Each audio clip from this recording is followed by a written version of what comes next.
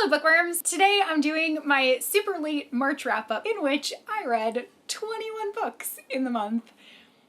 I don't know how it happened. I'm very, very excited about it. This was like probably the best reading month that I've ever had in my entire life, and I'm somehow just blowing through my reading goal for the year. I feel like I've said this in every video, but I really think it's because I've been extreme mood reading and really expanding my horizons and reading outside of just YA. I've just been like so interested in everything that I'm reading, and it's been awesome. As of now, today when I'm filming is April 13th, and I want to say that I've already read 58 books this year, which just like completely blows my mind. Like I can't even believe it. But anyway, obviously a good chunk of those were read in March, so I should just start talking about the books because this video is going to take me forever to edit. Before I start talking, I did an Instagram poll to see if you guys would prefer if I split up this video into 2 videos because there are so many books in it, or if you prefer one video and one video with an overwhelming amount. Now I'm doing that. Okay, here we go. So the first book that I read in March was The Last Wish by Andrzej Sapkowski. This is the first book, technically, in the Witcher series. It is a collection of short stories, and it was published before the first length novels were written or published. So even though Blood of the Elves is labeled #1, this is really your #1 book that you want to start with. And I thought that it was a really great way to get acquainted with the character of the Witcher and find out a lot about different areas of the world because the stories don't all take place in the same spot. So as someone going in not knowing anything about the video games, obviously not having read the first novel yet, I thought it gave a really good taste of the different aspects that there are to come, and I'm definitely excited for certain things that I am foreseeing. One thing that I was super surprised about is that I wasn't expecting to love the Witcher series so much right off the bat. I figured like it'll take me a little while before I kind of get acquainted with it and see how I feel. Upon finishing that first short story, I was like immediately in love with this character, with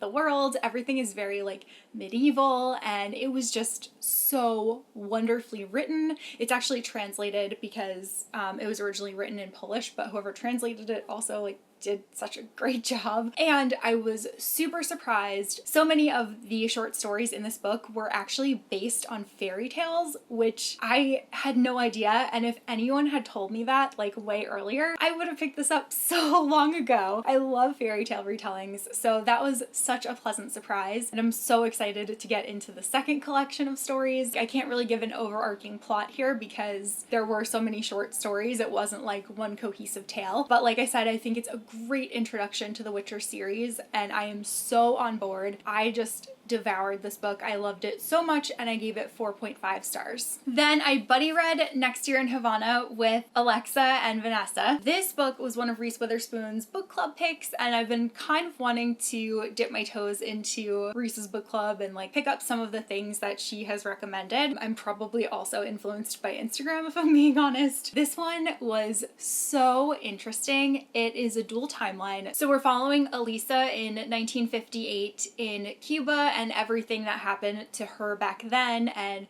her family escaping from Cuba. And then we're also following her granddaughter, Marisol, who currently lives in Miami, and her grandmother has passed away. And her one dying wish was to return to Cuba and to Havana, and she wants her ashes spread there, even though it's technically not something that you're supposed to do. So Marisol decides to kind of smuggle her back into the country and learned so much about her grandmother's history in order to try to find the perfect spot to lay her grandmother to rest. I feel like I've never learned so much from a book as I did from this book. I definitely had a very base level knowledge of what went on in Cuba during that time, but I had no idea that a lot of it is still currently going on in Cuba. That just like, I was astounded. Like I can't even tell you how surprised that I was to learn of what is still going on and what those people are still going through. And there were so many points in this book that were just so heartbreaking, and I would have to like put it down because it was really, really like getting to me, imagining these poor people and the things that they've been through. And like, oh my God,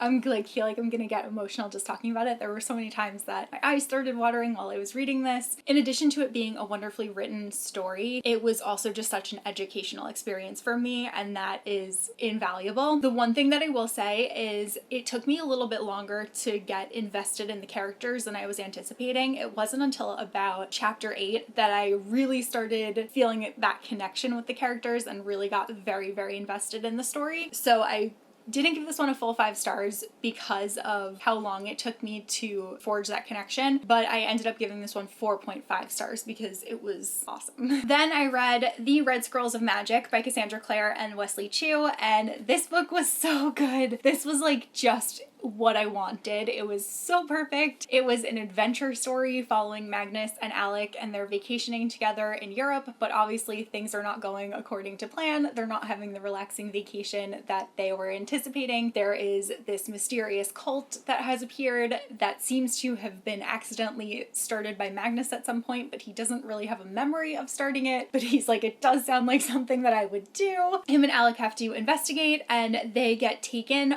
all throughout a couple different areas in Europe. So I really liked the travel aspect of the novel. They were in Paris, they were in Rome. It was really fun. As you can see, it's a lot shorter than Queen of Air and Darkness. So I really appreciated this return to these like quick kind of adventures. This one was only like 350 pages and it was just perfect and just what I needed, and I felt like there wasn't any superfluous writing like there was in Queen of Air and Darkness, which I really appreciated. And then I also just have such a soft spot for Alec and Magnus. Magnus is my favorite character in the Shadowhunter world, so anything that he's in, I'm on board. Him and Alec together was just so heartwarming. It made me feel so like mushy, and it was just so great. Like I was just so happy the whole time that I was reading it. There was so much humor in it. It wasn't the highest of stakes because obviously we know that these characters are in the Dark Artifices, so it was just like a really fun romp, kind of like a rom-com but with demons. I will say though, I think that you should read The Mortal Instruments, The Dark Artifices, and The Infernal Devices before you read this book, just because there are cameos from people within the Dark Artifices, so you won't recognize them if you don't read that series, even though you technically could read this as long as you've read The Mortal Instruments. These books just have such a rich history, so it really behooves the reader to read all of them in publication order, or just have all of them under your belt before you go into something new, because Cassandra Clare is always throwing something in there that you won't get if you haven't read everything else. I truly love this one. Like I said, Magnus is my favorite character, and I just love this world. It's so easy to fall into, so I gave this one 5 out of 5 stars. Then I read Field Notes on Love by Jennifer E. Smith. Thank you again, Jane from It's Jane Lindsay, for getting me an arc of this when you were at ALA. I really appreciate it because I really wanted to read this one. This is about 2 characters who go on a train trip across the country and fall in love, and it is a very cute, fluffy contemporary. We have Hugo, who is one of 6. He's a sextuplet, and him and all of his siblings have always grown up very closely together, and they've been promised a scholarship to this college with the promise that all 6 of them would be attending at the same time, and the college would have all of that publicity when they were going into their first year together. But Hugo really wants to see if he can kind of find himself outside of his siblings. He feels like he's always been in a group and he wants to see how he is as a single person. But even with that being said, like, he loves his siblings more than anything, and they have such a cute relationship and their group texts are so funny. But anyway, Hugo is dating this girl Margaret Campbell, and Margaret is going to college in the United States, so she breaks up with him beforehand, but the 2 of them had this trip planned to take a train across the country from New York all the way to California, and she tells him that he should still go without her. But there's a catch. Her name is Margaret Campbell. Everything was purchased in her name and everything has to be redeemed by her in order for the trip to be valid. Hugo can't go without her. He writes a Craigslist ad to find someone with the name Margaret Campbell, and he comes up with a couple of candidates, and he lands on this girl May, Margaret Campbell, and the 2 of them go together on this train trip. May is an aspiring filmmaker, but she's having trouble making her films seem more personal. And it's just such a cute, fun, fluffy contemporary, as I said before. Like, they just travel across the country, so the travel aspect is fun. They interact with a whole bunch of people along the way, and they learn things about themselves and about love. And I really enjoyed it, but it wasn't like my favorite thing ever, and I ended up giving it 3.5 stars. Then I read Queen's Shadow by E.K. Johnston, and this is the newest Star Wars novel that came out upon filming because Master and Apprentice is coming out super soon. But this book is a young adult novel following Padme, and it's all about her transition from being the Queen of Naboo into her taking on the role as senator within the Galactic Republic. It's so good. We get to see so much of her and her no longer handmaidens, but still her best friends, and the adventures that they get up to. And there's also a character within the novel that Padme teams up with that you will definitely recognize from Clone Wars if you have watched that show. You also get some questions answered, which I thought was really awesome. I think that E.K. Johnston did such a great job filling in this portion of the Star Wars universe. I have to say though, the epilogue in this book is completely what did it for me. Totally enjoyed the entire thing, and like I said, the friendship feels were so strong in this one, but the epilogue, I was crying and I was like, wow, I was not expecting her to go here, and she did, and I'm so happy about it. Honestly, didn't know what to think going into this because the prequels are not my favorite of the Star Wars movies. This made me like have a new appreciation for it, and I actually kind of wanted to rewatch some of them after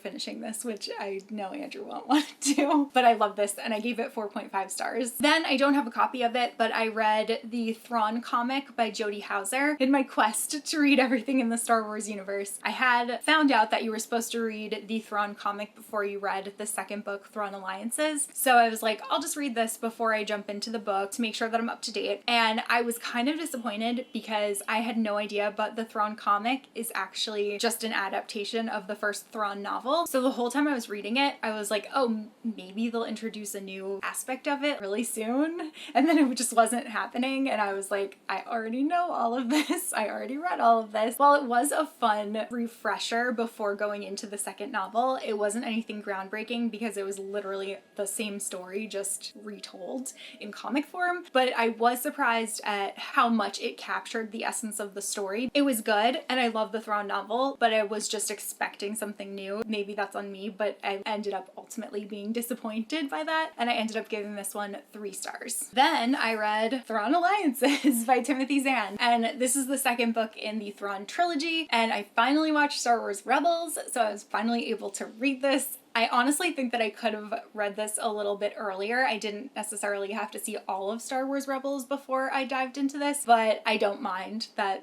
I did because I binged Rebels so hard, so that wasn't like too bad to have to do. This one was particularly fun because not only do we get Thrawn's perspective, but we also get Vader's perspective. It's interesting because Thrawn and Anakin Skywalker had a previous interaction with each other. Thrawn and Vader don't get along. Palpatine makes them team up for this one mission that they have to do together, and it is directly related to the mission that Anakin and Thrawn worked on in the past. And it's so funny because Thrawn knows that Vader is Anakin, but Vader is very clear about Anakin being like a separate person. He does not feel in any way connected to Anakin. He constantly says that Anakin Skywalker is dead, but Thrawn antagonizes him to no end, and he will constantly like make comments about Anakin to Vader just to piss him off because you know that Thrawn knows. Thrawn is so smart. Like, he's got this figured out, and it's just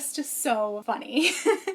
And then we also get to see Padme because we do get a look into the past mission that they were on together. I didn't like this one as much as the first book, sadly. I really like the first Thrawn book best so far. I still thought that this was a great installment, and like I said, it had those really humorous moments of Thrawn antagonizing Vader, but it just didn't have the same appeal to me as the first book did. I found Arinda Price's story and Eli Vanto's story much more engaging, but I am still really looking forward to reading the third book in the series, which actually comes out on my birthday. And I ended up giving this one 4 stars. Then I read Wicked Saints by Emily A. Duncan, and this is one that just came out, and it's a young adult fantasy novel, and it follows 3 main characters, and there's a lot of blood magic. So if you're someone that has issues with self-harm, you will be triggered in this book because that is a big aspect of how the magic is used. So we have one character who is connected to the gods. She's kind of like divine, and that's where she really gets her powers from.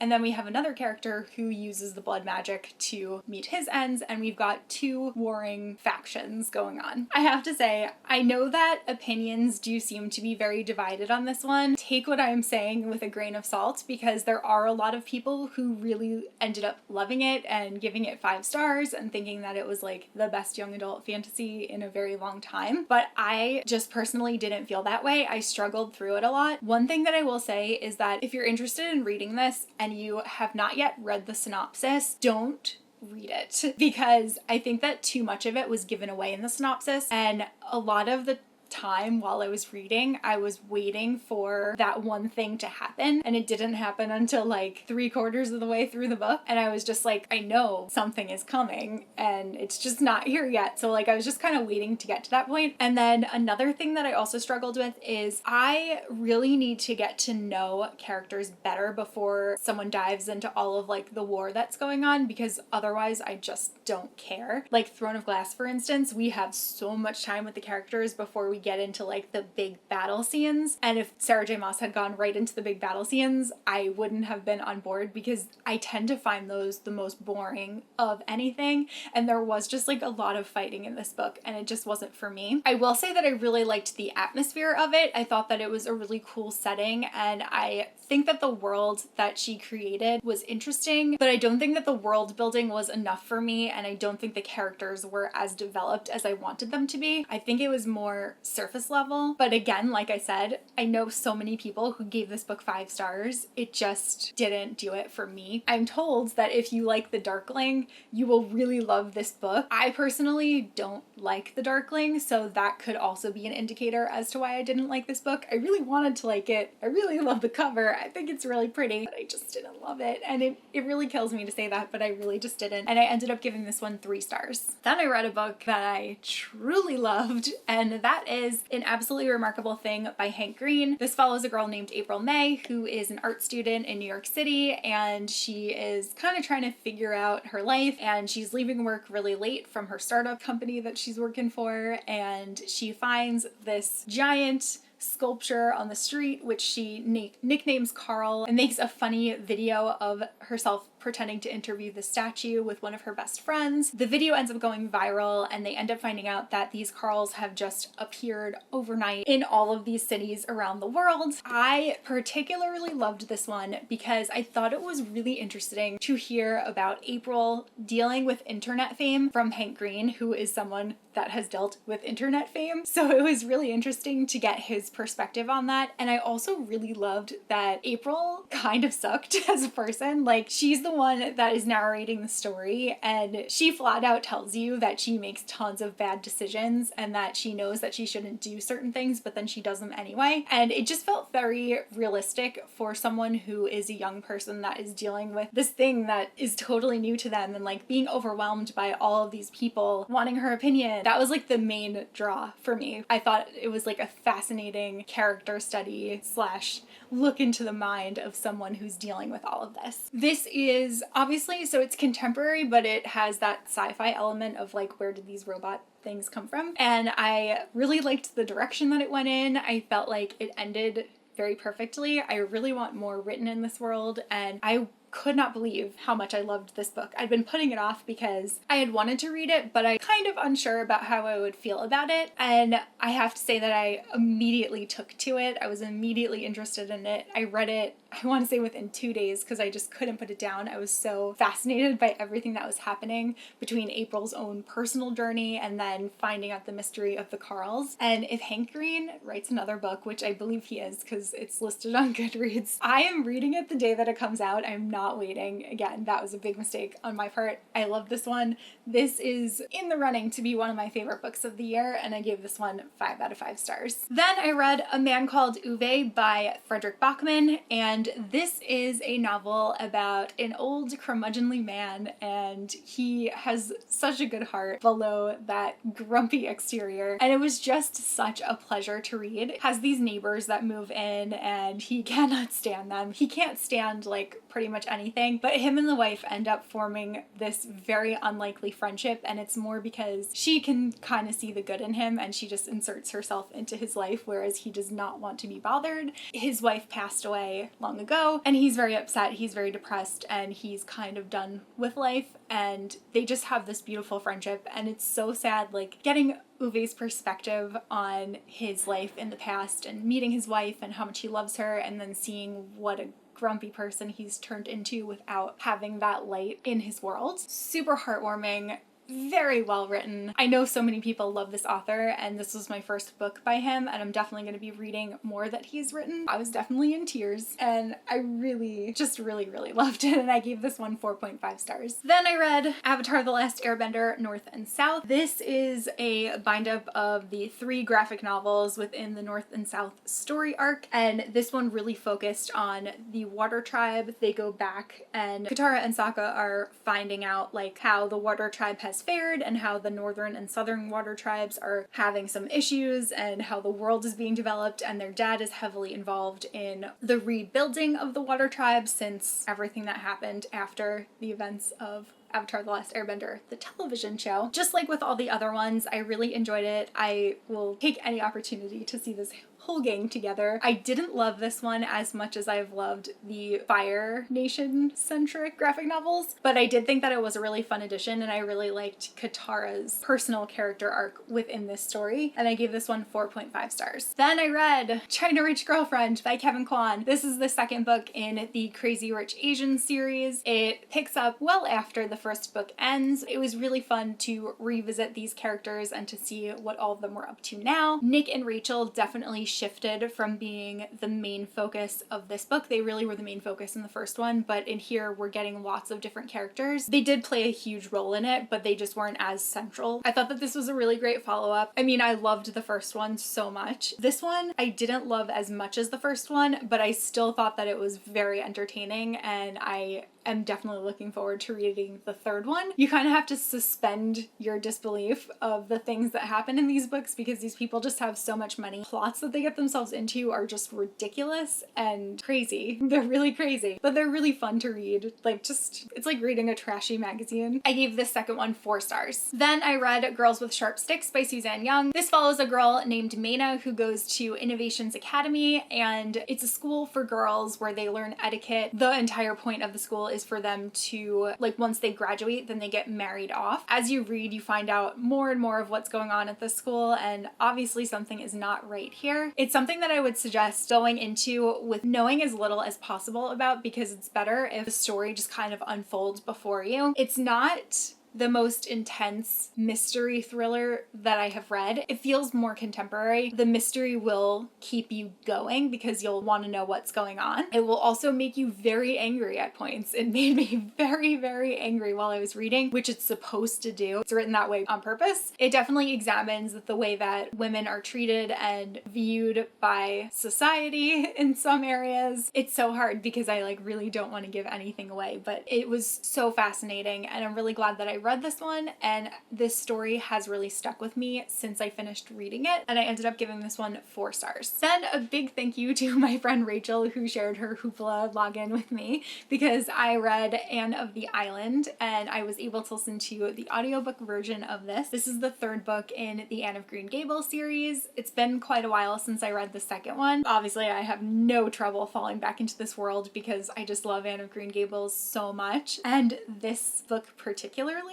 was so good because Anne is a little bit older and we start dealing with more like romantic relationships, and it's just so cute. Again, it's another one that I don't want to say too much about. Anne Shirley is a character that I just really love to pieces since the first book that I've gotten with her. I can't wait to find out more of what's going to happen. I really need to read the next one very soon, but I'm so glad that I did get to this one this month, and I finally read a classic book this year now. Yay! And I ended up giving this one 4 stars. Then I read The Princess and the Fangirl by Ashley Poston. This is the companion novel to Geekerella. It follows her 2 main characters. We've got Imogen and we've got Jessica Stone. Jessica plays Princess Amara in Starfield. Imogen is obsessed with Princess Amara, is angry that she was killed off at the end of the movie, and wants to get justice for her, so she starts this online campaign to save Amara, but Jess is totally done with the character, and then the 2 of them run into each other at ExcelsiCon, which is the Starfield convention. They realize that they look a lot alike, and they end up switching places because the script has leaked, and Jessica is getting blamed for the script leak, so she wants to go out into the con floor, like in the field, and figure out who could be leaking the script. Geekerella I loved so much. I thought that was such a great book. This book, I was not as invested in the romantic relationships between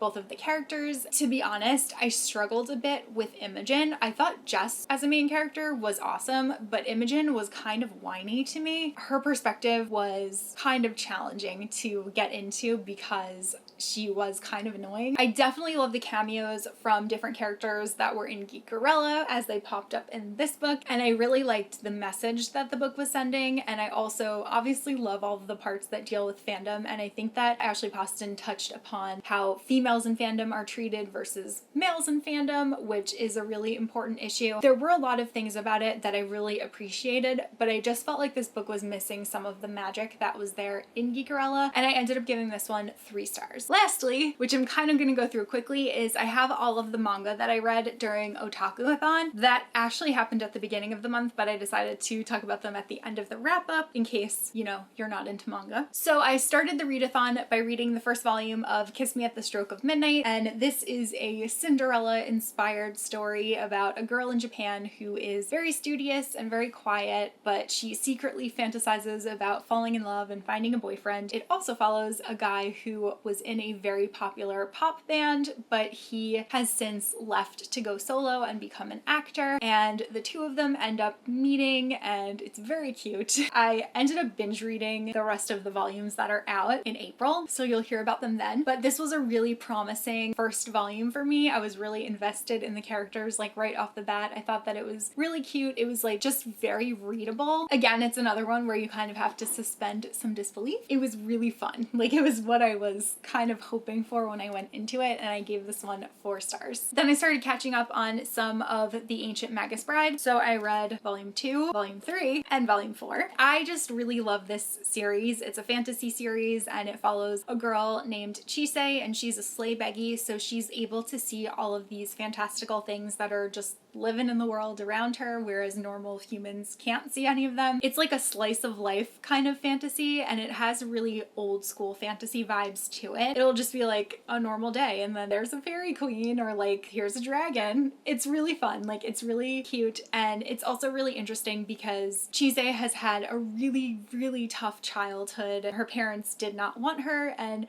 she ends up getting to like the lowest point in her life, and she decides her life really isn't worth it. She gets sold to Elias, who is this guy with the giant skull head, but she really finds family in him, and obviously that is kind of a weird power dynamic, so I could see why people would be uncomfortable with that. But we don't really know too much about him, but we do get more of his past in the 4th volume, which I really appreciated because I had wanted to know more about him, and I need to catch up on the rest of the series, but these I just read so quick and I really love them. I think I pretty much gave all of these between 3.5 and 4 stars. Then I read Happy Marriage Volume 1, and this is another kind of crazy story. It follows this girl who works at this company, and she ends up having to marry the president of the company because her family has a lot of debt, and the president of the company's grandfather worked for her grandmother, and he's always wanted to repay them, and he's always wanted their grandchildren to get married and for her to be part of their family officially. So he tells the grandson that he's not allowed to be CEO unless he marries this girl, and she ends up going into the marriage because it can help with her father's debts. It's a bit of a weird relationship at first, but it is really cute as you get to kind of know them a little bit better. Oh my gosh, I've been holding this upside down the whole time. Wow. Just from the cover, you can kind of tell, like, this is not going to be a manga for everyone, but I thought that it was really fun. I ended up giving it 3.5 stars. And then